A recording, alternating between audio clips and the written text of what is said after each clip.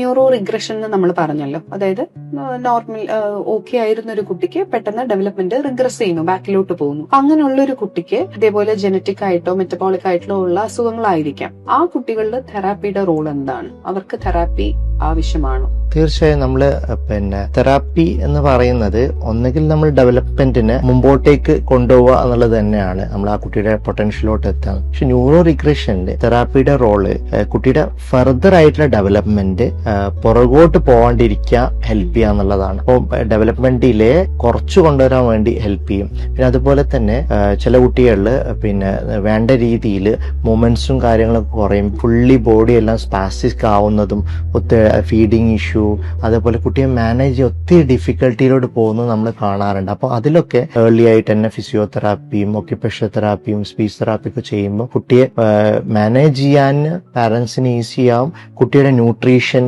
അതുപോലെ ബാക്കിയുള്ള കാര്യങ്ങളിൽ പെയിൻ അതിലൊക്കെ കുറെ ഹെൽപ്ഫുൾ ആവും. അപ്പോൾ neuro development disorders in general നമ്മുടെ കുട്ടിയുടെ ഡെവലപ്മെന്റിനെ സപ്പോർട്ട് ചെയ്യാനാണെങ്കിൽ ന്യൂറോ റിഗ്രസീവ് ഇൽനെസ്സിലോട്ട് പോകുമ്പോൾ കുട്ടിയുടെ ഡെവലപ്മെന്റ് ഡിലേയുടെ ഡെപ്ത് കുറയ്ക്കാനും ആ കുട്ടിയുടെ ലൈഫ് ഈസി ആക്കാനും ആയിരിക്കും നമ്മൾ തെറാപ്പി ചെയ്യുന്നുണ്ടാവുക.